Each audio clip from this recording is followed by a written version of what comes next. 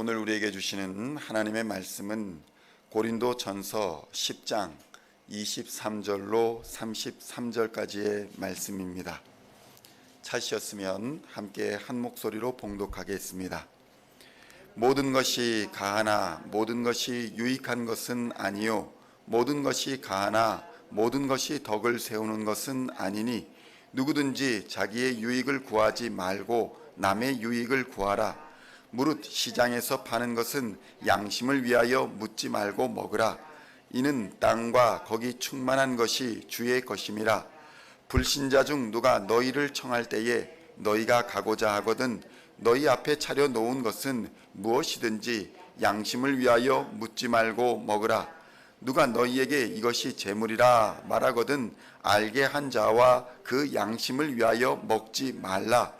내가 말한 양심은 너희의 것이 아니요 남의 것이니 어찌하여 내 자유가 남의 양심으로 말미암아 판단을 받으리요.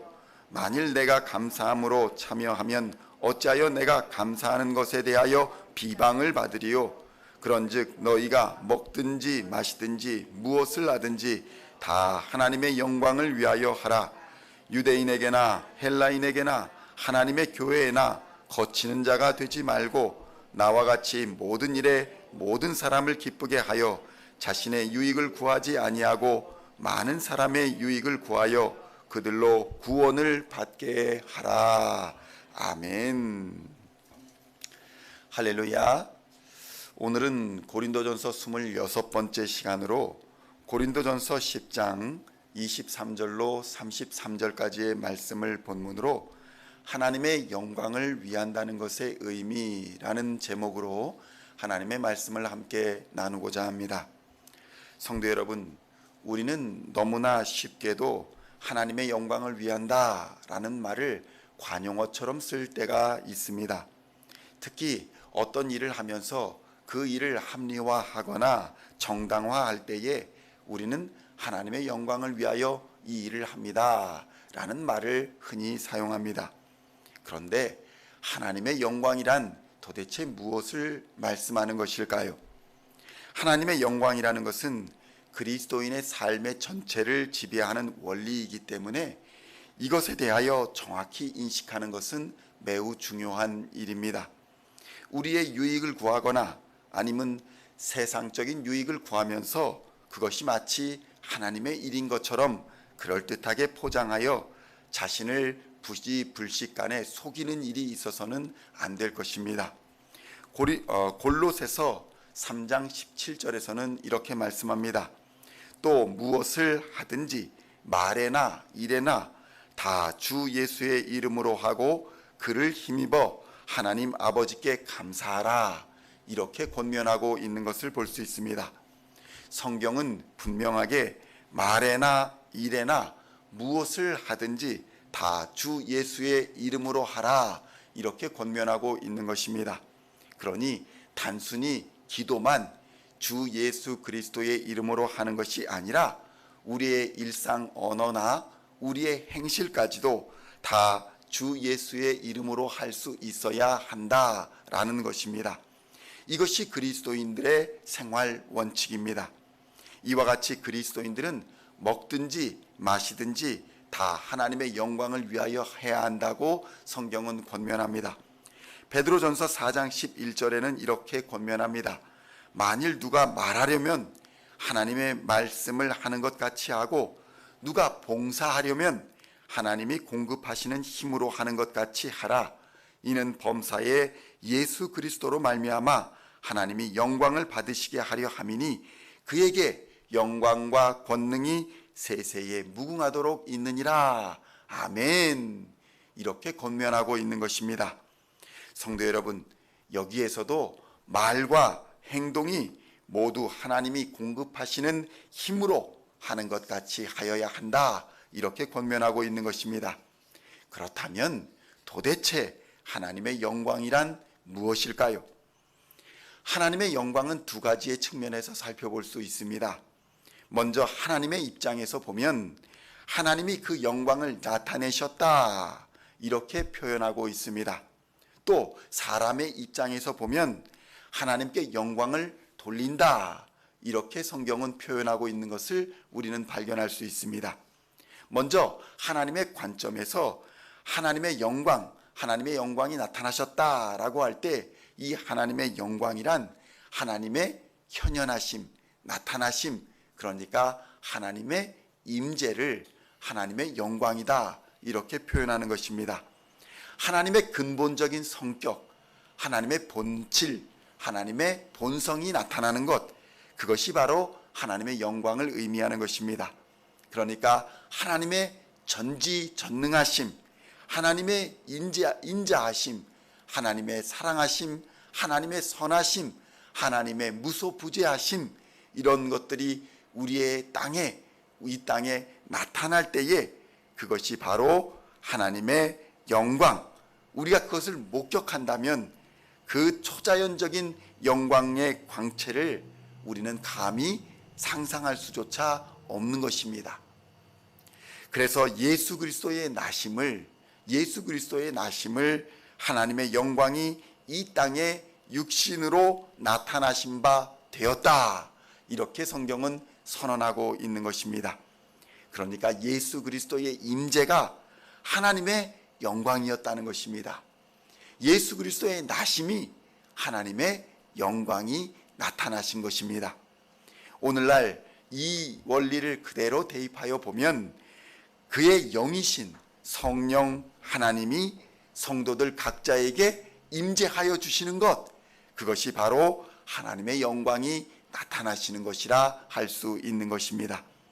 그렇다면 이제 사람의 입장에서 하나님께 영광을 돌린다라는 의미가 유추될 수 있을 것입니다. 우리의 말이나 행동을 통하여 보이지 아니하시는 하나님의 살아계심과 능력을 보여주는 것, 그것이 바로 하나님께 영광을 돌린다라는 말의 의미가 되는 것입니다.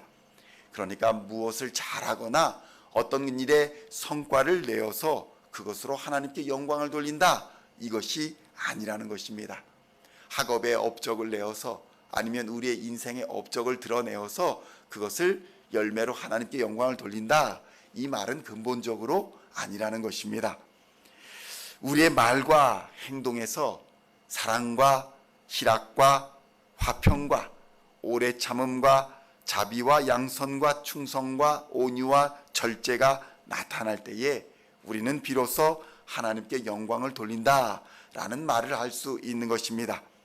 하나님의 살아계심과 하나님의 능력을 보여주시는 일은 구체적으로 성령 하나님의 열매인 이 9가지의 열매를 우리의 삶과 우리의 말과 우리의 행실에서 드러내는 것, 그것이 바로 하나님께 영광을 돌리는 일이기 때문인 것입니다.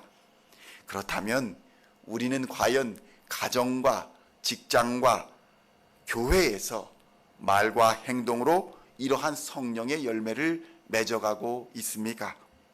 교회에 나와 충성하며 온유하며 절제하고 있습니까? 여러분의 가정에서 사랑과 희락과 화평을 드러내고 있습니까? 여러분의 직장에서 오래 참음과 자비와 양선과 이런 것들을 실천하고 있습니까? 우리의 가정과 교회와 직장에서 이런 성령의 열매들이 말과 행동으로 나타날 때에 이것이 바로 하나님께 영광을 돌린다라는 진정한 의미인 것입니다.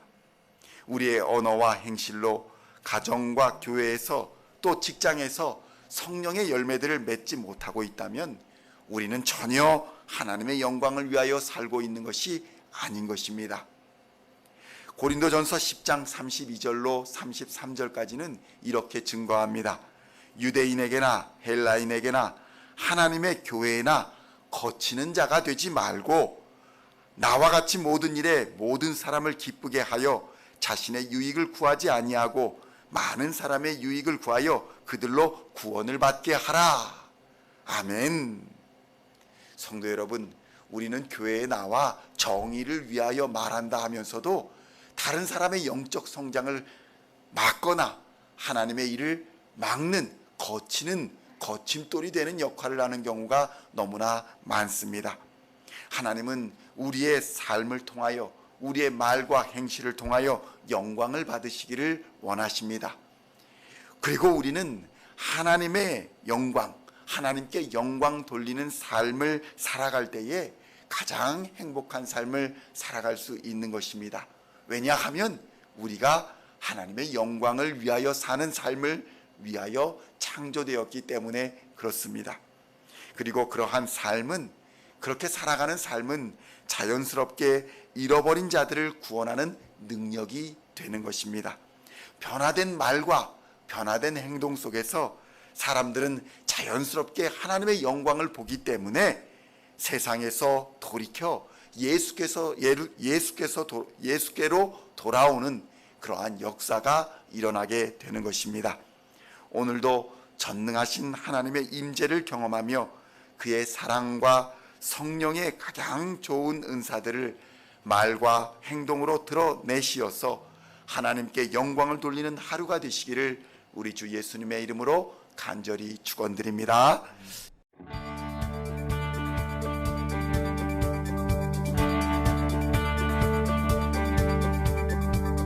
Singing songs of thy praise, we are coming to you, dancing before